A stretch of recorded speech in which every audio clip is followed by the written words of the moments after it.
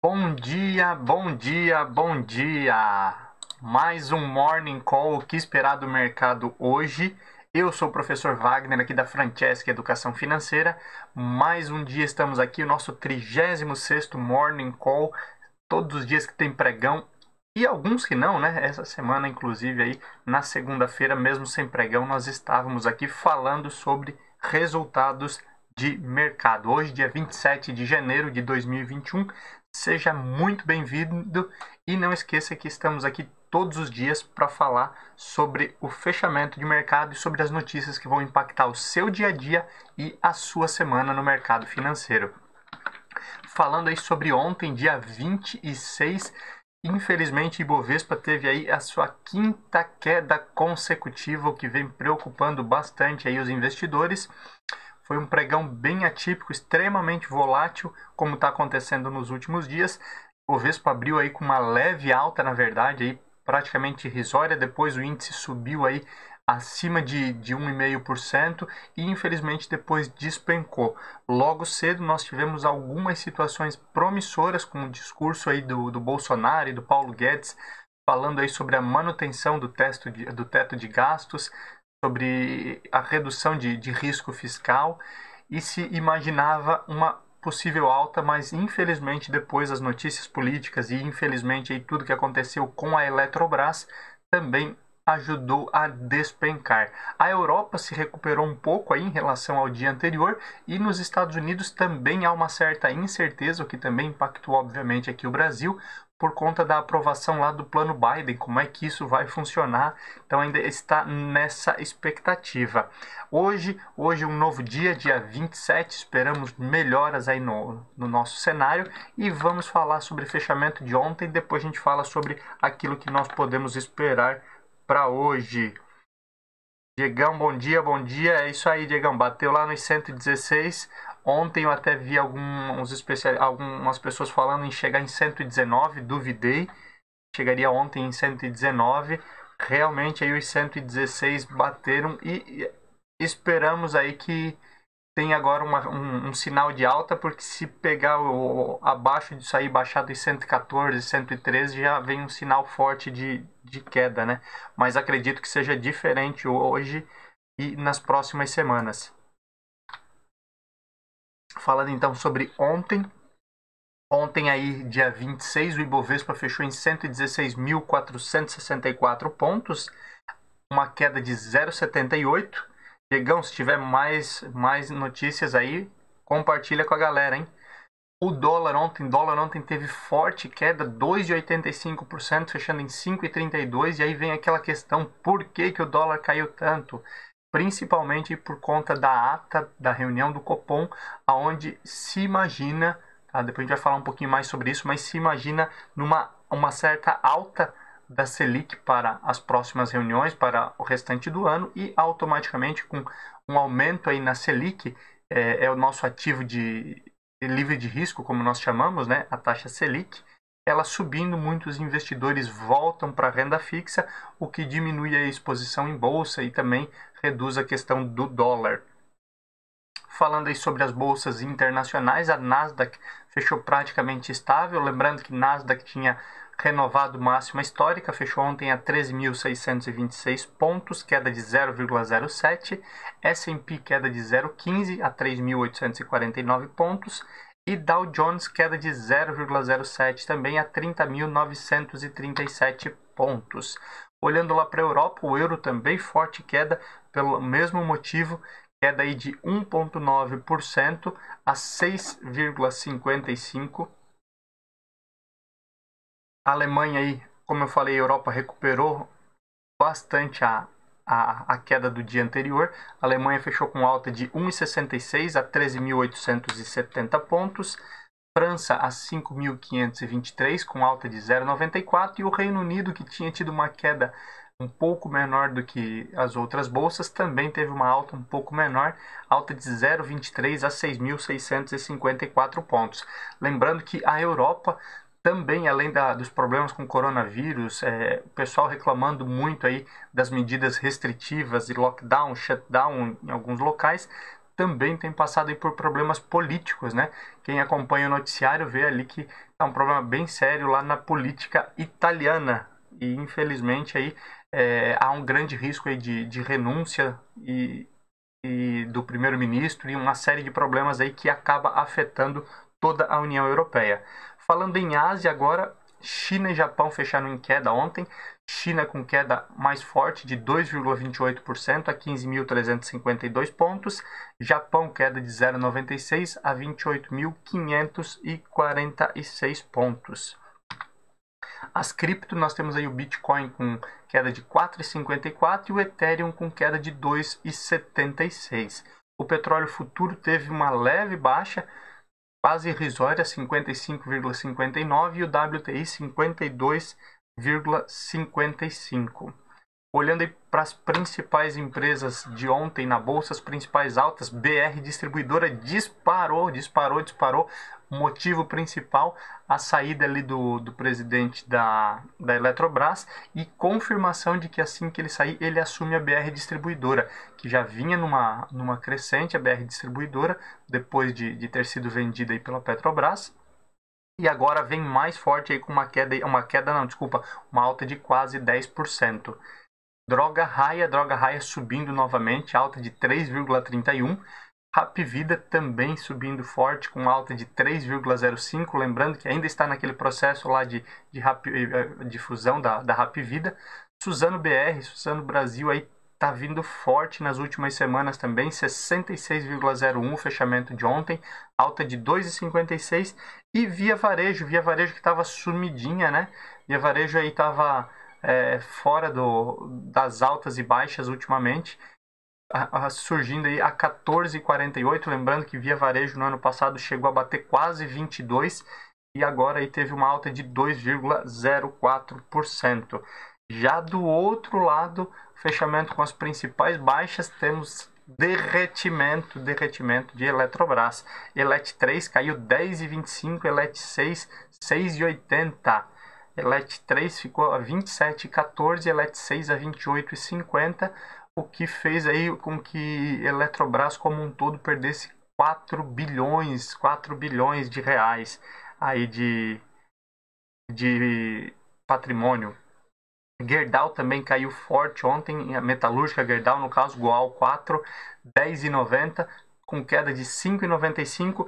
IRB é uma figura frequente por aqui, né? Espera-se muita coisa aí de IRB, porque foi uma ação aí que já teve cotada aí a seus R$35, mas aí forte queda ontem também, a 5,64% de queda, fechando em 6,56%. E CVC Brasil aí com 17,33, uma queda de 5,30 também. Então, claramente aí, quem ontem caiu e muito. Bora então para nossa agenda. Hoje nós temos divulgação do investimento direto de dezembro aqui no Brasil e as transações correntes, né? Entrada e saída aí de moedas também referente a dezembro, e aí consegue se fechar um balanço aí do ano. Vamos dar uma olhadinha aqui só para ver o que o Diegão nos falou aqui, a gente já compartilha.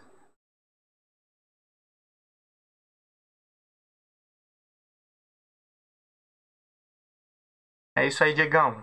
É por isso que eu ressaltei lá no início aí o meu receio em relação a isso. Quem puder dar uma acompanhada ali no chat, o Diego colocou ali que é uma previsibilidade, se o mercado continuar em queda, de baixar aí dos 113 mil pontos, aonde ele teria realmente uma reversão de tendência. Isso aí é para quem olha análise gráfica, né? Então essa análise gráfica ela vai mostrar isso também, e se continuar nessa queda aí teríamos um problema mais sério com a bolsa aí chegando aí, como o Diego colocou, abaixo dos 113 mil pontos, o que seria aí um ponto aí realmente bem preocupante para todo o cenário aí que nós vivemos. Diegão, obrigado aí por compartilhar aí, pessoal, vale a pena dar uma olhada. O Diego também tem ele trabalha mais com trade, né? E aí ele está realmente colocando essa questão aí, que se a análise gráfica se confirmar com essa tendência de queda, nós infelizmente aí vamos ter uma retração para muito abaixo do que fechou o ano de 2020, talvez chegando aí para ponto daquilo que nós tínhamos no início lá de 2020 ali do Ibovespa. Óbvio, muita coisa vai passar embaixo, muita água passa embaixo dessa ponte, mas depende do mercado, depende da política, depende de uma série de coisas. Falando agora em agenda internacional, nós temos aí hoje divulgação da confiança do consumidor na Alemanha e na França. Isso preocupa também porque esses índices já saíram e novamente abaixo do esperado. Então o consumidor, infelizmente, não está acreditando nessa retomada, principalmente por causa do aumento de casos e também pelas medidas restritivas. Nos Estados Unidos nós temos aí pedidos de hipoteca, o que é muito importante. Aí, lembrando que eu falei algumas semanas atrás, alguns dias atrás, que os Estados Unidos estão num boom imobiliário muito forte porque o Banco Central reduziu e manteve baixas taxas de juros. Então, automaticamente, aqueles norte-americanos que estão mais estáveis estão aproveitando para comprar novos imóveis e muita gente hipotecando uma segunda vez o seu imóvel para também fazer um dinheiro aí a juro muito barato, certo? Nós temos aí hoje também divulgação das vendas no varejo do Japão e discussão sobre a taxa de juros lá na zona do euro, que também é extremamente aguardado.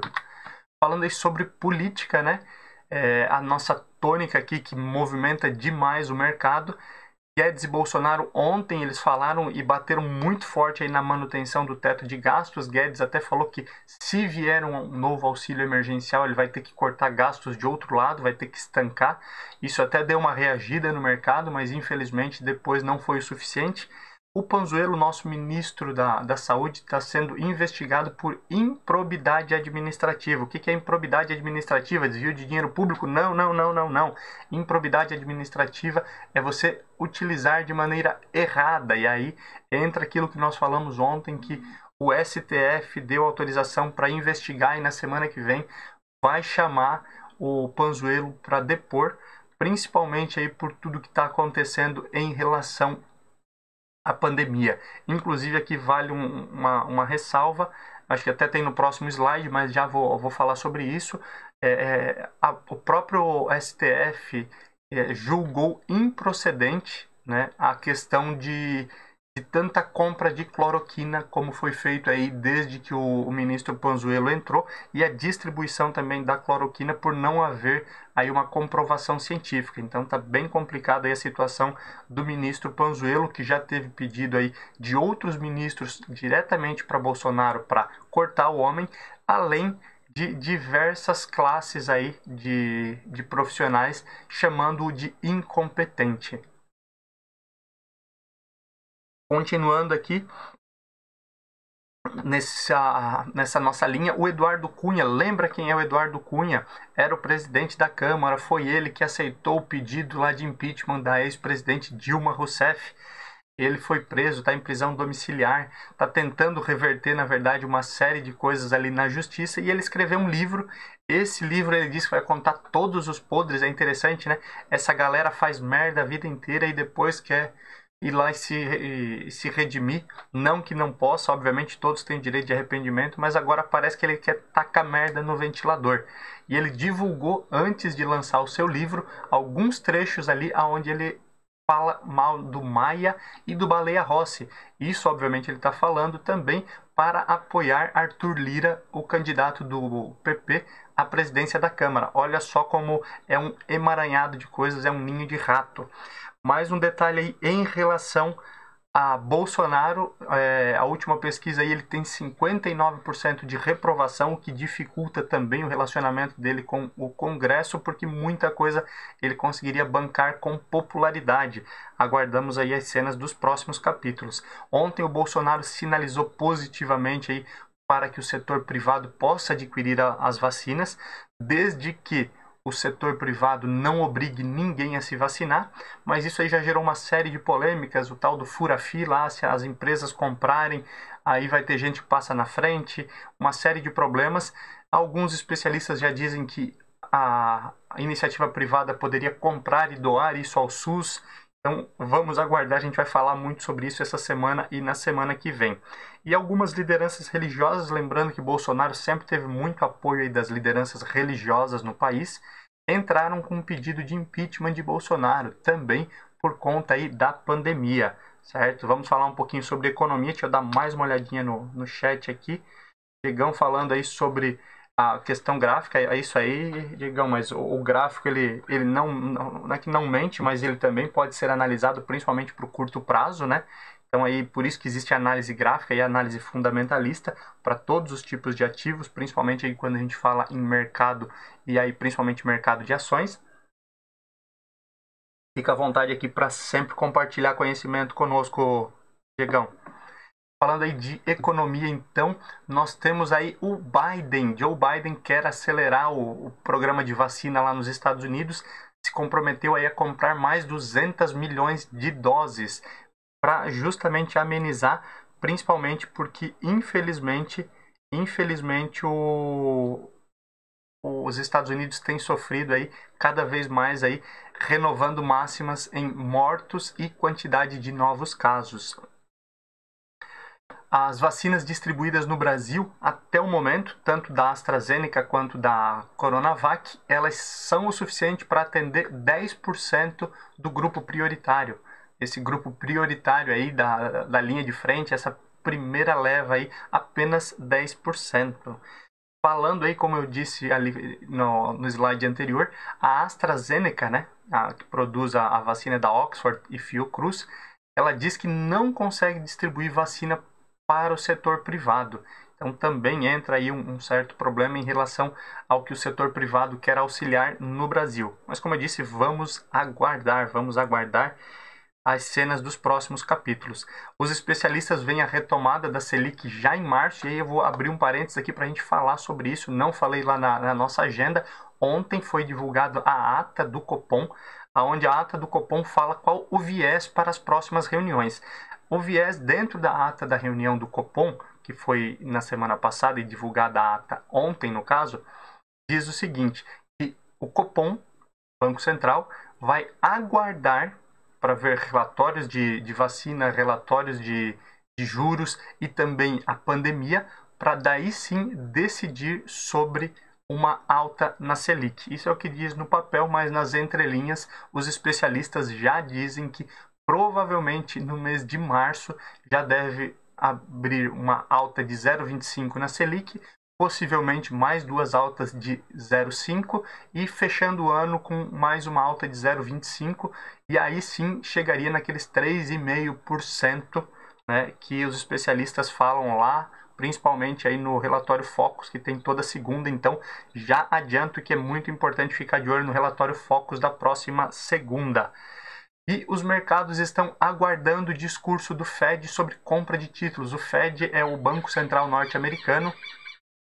Ele tem um compromisso aí de recompra de títulos mensalmente aí para garantir liquidez. Porque o que acontece quando o governo compra títulos, ou seja, de dívidas que ele já fez, ele está botando dinheiro no mercado. Ele compra, então ele bota dinheiro no mercado. Colocando dinheiro no mercado, automaticamente aumenta a liquidez das coisas, aumenta o consumo, aumenta o empréstimo dos bancos e aumenta o giro da economia. E para finalizar aqui a parte de economia, o Senacom investiga o Serasa Experian, por vazamento de dados de 223 milhões de CPFs. Eu falava sobre isso até ontem na live de correção de questões de certificações que eu fiz. Ontem foi divulgado aí que 223 milhões de CPFs brasileiros tiveram seus dados vazados, inclusive com foto e declaração de imposto de renda. E esses dados parece que estão à venda na internet, então os golpistas estão aí. Muito cuidado, fiquem de olho, porque muita coisa pode acontecer. Deixa eu dar mais uma olhadinha no chat aqui, a gente já retoma. Diegão perguntou sobre a questão do pedido de impeachment das autoridades, né? Diegão, particularmente o que eu enxergo? O momento, ele não vai pesar tanto, porque já houveram outros pedidos e o cenário não está tão favorável. Eu acho que muito mais o risco fiscal, né? Óbvio que, assim, como eu já falava ontem, se porventura o Brasil passar por um novo processo de impeachment, o mercado tende a despencar e a confiança, principalmente do investidor estrangeiro, vai por água abaixo. Mas nesse momento eu acho que não deve ter um andamento mais forte aí da questão do impeachment do Bolsonaro, desse pedido. Eu acho que nesse momento muito mais importante aí é a questão da investigação aí do Pazuello, que pode daí o Bolsonaro ser forçado a daqui a pouco ter que tirar o Pazuello. E aí sim, ele tendo que tirar, ele vai ter que ir contra alguns preceitos dele, e isso pode movimentar o mercado, tanto em questão de popularidade ou impopularidade dele, quanto a questão de falta de confiança caso ele não tome uma atitude. Lembrando, eu estou falando isso porque o Pazuello vem sendo muito criticado aí, e como eu falei já uma semana e meia, quase 2 semanas atrás, um grupo de ministros chegou aí a se reunir com o Bolsonaro para pedir o afastamento do Pazuello, então quer dizer que o negócio está feio lá no Ministério da Saúde. Falando agora de... Opa, passou direto aqui. Desculpa, galera. Falando de mercado corporativo, como eu falei lá no início, quando a gente falava de Eletrobras, ontem a Eletrobras perdeu 4 bilhões de reais em valor de mercado por conta de toda a queda que teve. Lembrando aí, Elet 3 e Elet 6 aí somaram aí mais de 15% de queda, as duas. Então, realmente, aí elas derreteram, sendo que a Eletrobras já vinha tendo queda aí nas últimas semanas. Vale a pena, às vezes, ficar de olho, daqui a pouco surgem novas oportunidades, mas realmente ontem foi um momento aí bem volátil para as ações de Eletrobras, principalmente porque a possibilidade de privatização reduziu bastante. E ontem, como eu falei, ontem teve o início da divulgação de resultados das empresas listadas na Bolsa do quarto trimestre de 2020. E a Cielo, que foi a primeira a divulgar ontem depois do pregão, ela registrou aí um lucro acima do que o trimestre anterior, 35%. Lembrando, sempre falo de Cielo aqui quando ela aparece aí no nosso radar. Cielo é uma ação que vem sofrendo bastante aí nos últimos anos, nos últimos meses, até pela concorrência em relação à Stone. Banco do Brasil aí planeja vender a parte que ele tem da Cielo. Até o Bradesco disse que se o Banco do Brasil for vender, ele quer comprar e aí sim se tornar o principal acionista da Cielo. Mas ela registrou essa alta, o que ontem fez com que Cielo subisse mais de 10% também. Vamos ver o que acontece hoje no mercado em relação a Cielo. Tá? Mas essa alta aí foi bem importante e a Cielo ela reduziu muito o custo para chegar nisso e focou em pequenos comerciantes, em pequenos negócios, coisa que ela não estava fazendo anteriormente. Continuando aqui, a Apple voltou aí a ser a marca mais valiosa do mundo, né? Nosso saudoso Steve Jobs, criador da Apple aí, a Apple volta aí, retoma o lugar de Amazon e outras empresas, voltou a ser a marca mais valiosa do mundo. Aí você que tem carro que abastece diariamente, como é o meu caso, prepara o bolsinho, novo reajuste aí que pode chegar até 5% novamente aí de reajuste nos combustíveis. Hoje, então, corre abastecer antes que a Petrobras reajuste chegue lá na ponta. Então, novamente aí, temos um reajuste aí, deve passar aí, pelo menos aqui na minha região, dos 4,50.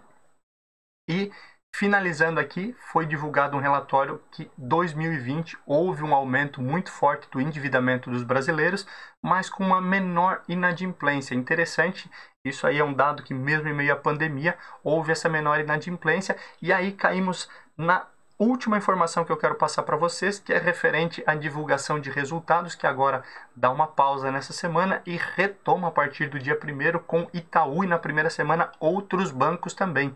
E aí nós vamos ver aí o que os bancos, os bancões principalmente aí, têm de inadimplência e apresentaram de lucro. Então, esse maior endividamento dos brasileiros deve ter favorecido os grandes bancos e a inadimplência foi menor do que o esperado. Então, provavelmente aí, óbvio, para esse ano de 2021, os bancos devem apresentar aí um relatório de ganho muito maior do que foi no ano passado. Obrigado pela companhia de vocês, lembrando que todos os dias nós estamos aqui. Hoje os mercados acordam também de maneira bem mais volátil, não tanto quanto ontem. Europa ainda em pequeno sinal de alta. Ásia também, e os Estados Unidos ainda estão abrindo o mercado aí com leve queda. Provavelmente teremos um dia também com oscilação no Brasil, provavelmente menos oscilação do que ontem, até porque o mercado já deve ter digerido um pouco melhor essas informações de Eletrobras. Muito do que caiu já deve ter caído ontem, não devemos ter quedas tão expressivas hoje, e o mercado deve finalizar o dia dessa forma. Esperamos aí que em um cenário de alta, né, Diegão, e não caindo aí para abaixo aí dos 113 mil pontos, que daí sim começa a ficar mais complicado o cenário para a Bolsa Brasileira. Obrigado pela sua companhia, um abraço e até amanhã.